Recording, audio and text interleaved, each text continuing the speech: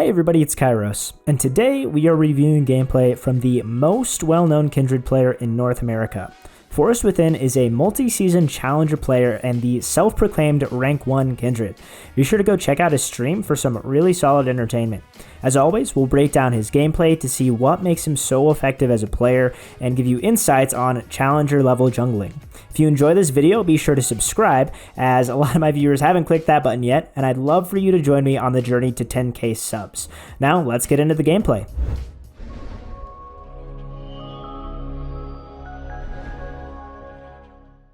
As with all gameplay reviews, the first thing to do is look at the lane matchups. Top lane is a tank vs tank matchup, which junglers usually don't play around if there are better options. Sion will be more valuable late game even without jungle attention, as he can just stack armor against a pretty AD heavy team. In mid lane, Zed takes Ignite and has Electrocute to give himself plenty of snowball potential if he gets an early lead, and Vi is going to look to gank this lane with her combined burst damage, especially because Syndra only has the one disengage tool with her E, and is completely immobile besides Flash. Kindred and Syndra will probably lose the 2v2 early, but Forest can hover the lane to escort Syndra through the lane phase and prevent the Zed snowball. Also, Syndra is the highest ranked player on the team, so it's a good idea to make sure that you play around the skill gap. Finally, in bot lane, there shouldn't be too much gank potential for Kindred. Lulu can disengage with the polymorph, and Kai'Sa takes cleanse for the Nami bubble, and Kindred offers no follow-up CC to that lane. So Ezreal and Nami do, however, have a range advantage, which they can potentially turn into a health and wave advantage, setting up a turret dive. The only other realistic play for Kindred in bot lane would be to counter gank versus the Vi if she does look to gank the Ezreal Nami. We can expect both junglers to play around the mid lane. Vi is looking to snowball the Zed, and Kindred is looking to deny that and to escort the Syndra through lane phase, just let the skill gap take over. And we see Poppy show top lane early. She pulls the wave to set up a slow push back towards her, and both bot lanes show up late as well, with the Lulu and Kai'Sa missing some mana, which tells us that the Vi started on red buff and got a leash from them. This means both junglers are pathing from the bottom to the top side, and Forest will use this information to track Vi and avoid any invades or losing 2v2s around mid. As Forest transitions into the top side, he pings top river, knowing that's the most likely path for Vi. With the position of mid lane and Syndra pushing in, the most likely path for her would be a gank mid lane. And in anticipation of this, Forest pulls the red buff towards mid, making a shorter rotation for him to counter gank. This also will deny a free smite steal from the Vi if she invades and tries to cheese the red buff. And this is exactly the play that Vi makes, but Forest uses his galaxy brain to limit the opportunities for Vi to make any play.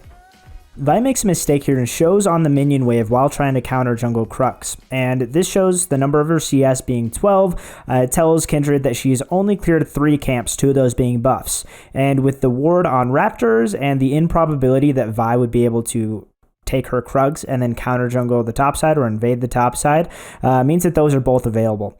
And so right here, Forest decides to go play on the bottom side of the map because he knows that those are both available to counter jungle. And he doesn't clear the scuttle right away because he's conceding the top mark on Crab, and that's the only way he can actually get his first mark. And so his plan is to counter jungle both of the bot camps and then loop around and use the bottom priority to protect him while he clears the bottom scuttle crab once the mark jumps. But instead, Vi comes in and he counter ganks the play in mid, and he doesn't go in for the extended fight. Instead, he just deters the gank, and then they go and, using the bot lane priority, they collapse on the bottom scuttle crab, making sure that, Vi, she does get the second scuttle, but she ends up paying for it with first blood. And they likely could have even dove the bot lane if everybody was on the same page, but waiting on the minion wave to crash here because it wasn't all on the same page and not very coordinated is the next best play. They want to crash this wave anyway so that they can get it crashed and then pushing back into their bot lane, but with how low health the enemy is and they stay, they just end up picking this double kill on Ezreal, and the wave state is still really good, pushing back into the Ezreal Nami after they reset. Forest hovers bot lane and uses just the little bit of time to try and counter jungle. It's relatively safe since he has the smite to heal up. He wants to just escort this next wave in and protect his bot lane as they crash this wave to get that ideal wave state. And off of this reset, I think there is actually an opportunity that Forest could have just catapulted miles ahead of this Vi, but then instead he goes straight back down to Dragon. In my opinion, a better option would be to go straight up to that top mark on the Gromp in Vi's jungle. He sees Vi right here, go over to the dragon, and even said in chat that he knows that Super Metroid likes to get the early dragons. And so if he jumped straight into her opposite jungle after Scion TP'd back in, had the Poppy really low health, he would have had plenty of priority in top lane to go invade and take that mark as well as the wolf camp while Vi is taking dragon, and then he could transition up into his top side and then come over to the bottom side as his bot lane is pushing out, as this next wave is going to slow push back towards the Kaisa and to the Lulu. And with the 2-0 Ezreal, this really is now the lane that he wants to be playing around. And so the situation that he finds himself in now is that he was on the same side as the dragon, but not able to contest it because his bot lane was resetting. They were on a later timer than the enemy bot lane off their deaths. And now he's kind of forced to play onto this top side of the map that we identified in the early game as not the most ideal. It's not the win condition necessarily, and he doesn't get to pick up that mark. And Vi is just going to be matching the pathing from that dragon on bot side up into the top lane, and if she's mirroring the pathing, then it's going to be difficult to get anything accomplished on the top side of the map here. With the assumption that Vi is pathing into her top side, he positions for a counter gank, which turns into just a normal gank when Scion uses the ultimate preemptively. Unfortunately, the Poppy just escapes. He isn't able to get that last auto attack off, and he assumes that Vi has taken the Gromp already, which would have been the proper pathing from Vi, but instead she does something kind of wacky. She jumps over to the bottom side of the map, and this kind of messes up his tracking for the next few minutes, as he expects her to now be on the bottom side, but she was already down there previously. It's pretty unexpected that she would just leave that Gromp mark up in the top side, but sometimes that's the things that players will do, is that they just leave something up because it seems so unexpected that they wouldn't clear it, that it becomes a good play somehow, even though it's not an honest play. And now he's coming down into his bottom side, and he really was playing around that counter gank top, but when Vi doesn't show up there, she was actually invading the blue buff on Kindred's side. So if he had gotten the opportunity to check that, he would know that Vi actually came down here while Kindred was on the top side, and that would have made sense, but instead he's anticipating that she's going to be down here when she isn't, and it just kind of makes a real mess of things. Now he starts to catch back up. He sees the Scryer's Bloom popped up here, as well as the Raptors that are counter jungled, and he's putting the pieces together here that the Vi pathing, he has to kind of hard reset and just start over on the tracking, understanding now that Vi is topside, and that gives him the priority over the bottom Scuttle Crab, and he can also look at this mark on the Raptors as well, continue playing around that mid lane matchup that was identified, as well as his bot lane that is pretty strong. So he's okay with this type of split map. Kindred goes to steal the mark and then catches Zed in the rotation, and Forest is actually a little bit stronger than Vi right now, hitting the Noon Quiver power spike compared to the double long swords for Vi. This is a really close, almost escape, but then the electrocute damage comes in to secure the kill. And the 1-for-1, I mean, it isn't the end of the world, but the bot lane roams up, and it does end up being okay because Ezreal gets to stay in bot lane, crash that wave in, and they are getting advantages on the one member of their team who is already pretty far ahead, and so they can continue that snowball. Now, leaving base, there's a skirmish going around the Dragon Pit, fight for the Scuttle Crab that's so generously given over by the mid laner. And the problem with this fight is that both Ezreal and Syndra are very low on mana. Zed is coming back out of base after spending his gold, and so this is just a really difficult fight for them to take. Even though it started with even numbers, the mana advantage was pretty insurmountable for them, and they end up losing their bot lane. Syndra just doesn't have anything except for auto attacks for the most part in that fight, and once again they're forced to just concede a dragon, and in this case it's not as easy for Forest to run over and take the mark that is again on the top Gromp. The reset timer is not as good in this situation, but picking up the wave here does let him make sure that XP and that gold is not completely wasted. He gets to soak that up, which is super important in the game right now, just with all the nerfs to the jungle XP and to the gold. So it's really good that he can pick that up, get the reset. And I believe this is where he gets to finish the Kraken Slayer, and I've also seen him go Gale Force in some other situations. I'm not sure exactly the scenario of why Kraken Slayer in this scenario. I know that the one tank is Poppy. I know that the Vi will also be building health, will get somewhat tanky, but I've seen him go Gale Force as well. From here, he continues to play around mid lane, and he does this cheeky little wall jump, knowing that there's no vision in here, actually baiting the Zed into thinking that the coast is clear, not expecting this gank at all. And it's kind of the element of surprise that makes this play successful, coupled of course with the Syndra ult, the setup there, and just the really excellent play around vision control. They did see Vi also pop the scrying orb up top, and so they knew she couldn't immediately respond to this play. Then she shows up there, and that just gives the green light for Forest to go invade, seeing that his bot lane had priority and Syndra had just killed the lane opponent. Obviously, he could go for the red buff steal and then come right back up to make sure that Syndra is not in any trouble. And knowing that Vi is on the bot side, as soon as he sees her, he immediately starts coming down to just hover his bot lane and make sure that it's not a free play for Vi. And this ends up being one of the most impactful plays of the game. He has his power spike and is able to just counter gank this play with really great success. And then he gets to pick up this wave. And then here's where it gets a little bit funky, because Zed is coming back out onto the map. They think that they have a pick on Vi, but Zed ends up being there. Very proactive play from him. They force out her ult, and unfortunately, Syndra uses the E a little bit early, and so it's not an easy chain. I think that if Syndra had stunned the Vi right as Lamb's Respite was expiring, that they might have been able to save Forest. He could have gotten out, and it would have been a 1-for-0, just another pick, but instead it's a 1-for-1 trade in that situation.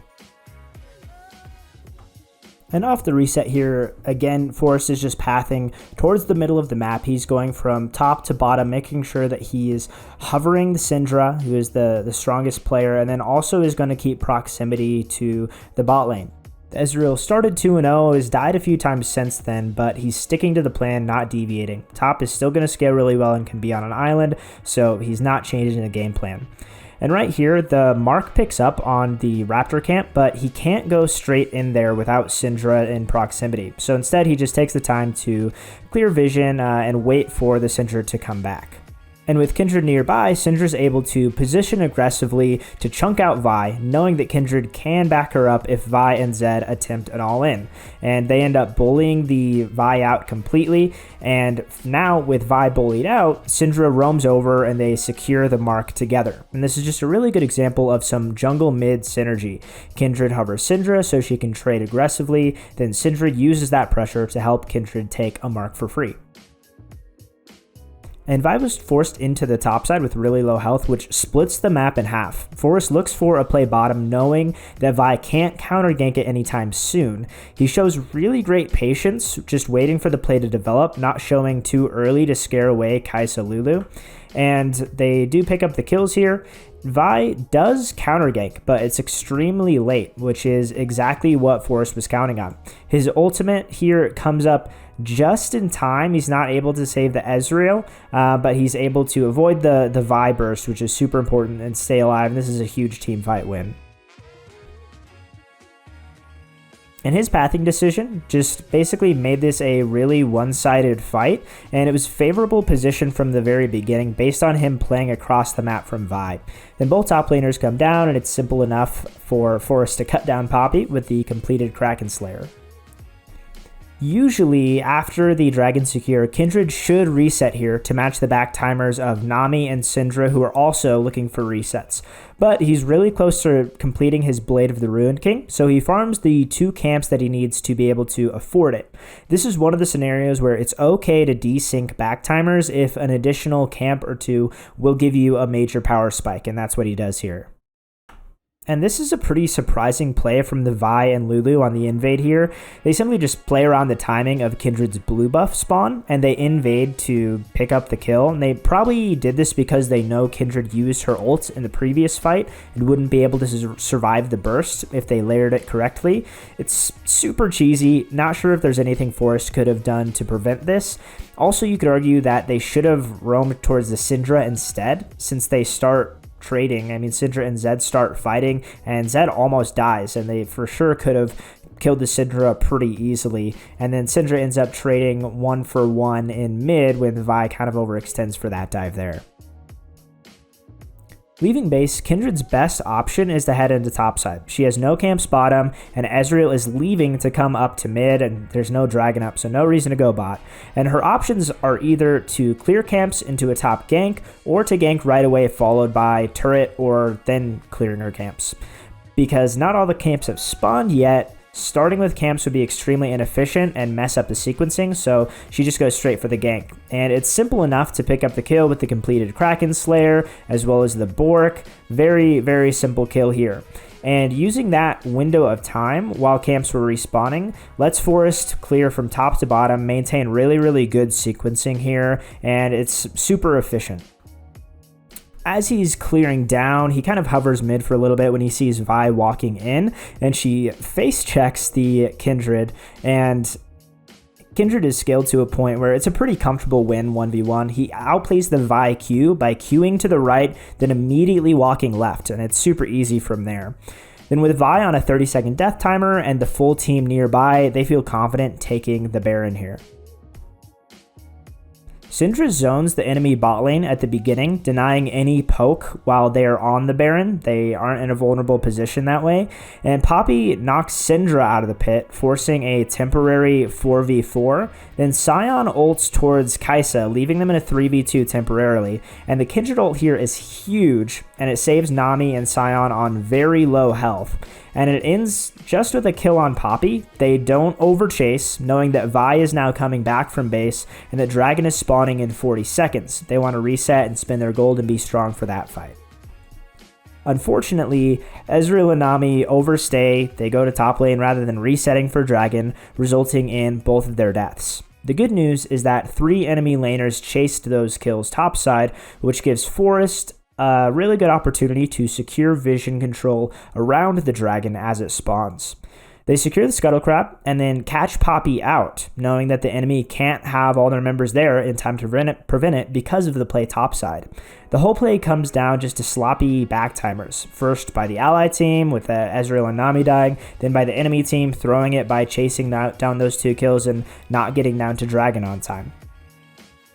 Then without ult, Kindred is super vulnerable to the Zed and just gets popped, but they do end up trading kills for the jungler, and the red side can secure Dragon with a 1-person advantage and no Zed ult available. They feel pretty safe doing that. We are now fully into the late game, with most of the outer turrets down, so from here, both teams will just be looking to secure vision to set up either picks or team fights around objectives. Forest is hovering his bot lane just outside of vision. There's no need for him to show on the wave, and this will keep the enemy guessing as to where he is on the map. They're just really not sure. Multiple members show topside, trying to collapse on Sion, so he loops around in hopes of trading a kill on the Zed, but instead catches Kai'Sa in the rotation. Kai'Sa doesn't expect him to be there at all because of how he played around vision and didn't show on the map for free, and it's a really easy kill to pick up. So they end up trading 1-for-1 across the map, but killing the ADC in exchange for a tank is definitely worth it. Again, they try for a pick on the Zed, but Forest tanks too many turret shots and is forced to trade ult for ult with him. And by this point, the rest of the enemy team has reset from the play top and can answer this play. Fortunately, there aren't any neutral objectives at stake currently, and so they don't really lose very much, except for obviously the 1 kill that you would like to avoid if you could. The next major objective is Baron buff in about a minute and a half. So Forest heads down to the bot side to path from bottom to top to be there when it does spawn. He fixes the bottom wave, setting it up to slow push towards the enemy. If unanswered, it could potentially take the bottom inhibitor turret if it's a really big slow push, or it at least denies significant golds and experience to the enemy team if it crashes during the Baron fight and nobody is there to collect it. So this is just a really good way to set up waves ahead of a team fight that you know is going to happen and to just get those small advantages. Now the group is 4 in mid lane, and Sion splits top with TP available to join any team fight, and Zed overextends and gets picked by the Ezreal for kind of no reason, and this is a really good situation for red team, obviously. They have waves in mid and top on turrets, and Sion's able to join the fight at any time to force a 4v5. Lulu goes down right away after the initial disengage here, and then Forest goes pretty ham under turret and is forced to ult. Ultimately, they trade 3 for 1 in this fight in the extension, and they convert that into an inhibitor. They now head down to pick up this next dragon. Syndra TPs immediately just to make sure that they have all the members present for this objective. And they have really solid vision control from the pressure they have on the map, and it helps them convert it into a really good team fight following the dragon secure. They pick up 2 kills pretty easily, and from there they have a 2-person advantage, and they just have a straight path to the Nexus through the inhibitor they took before. And it's a very clean win at the end of the day after just really solid objective play in the second half of the game.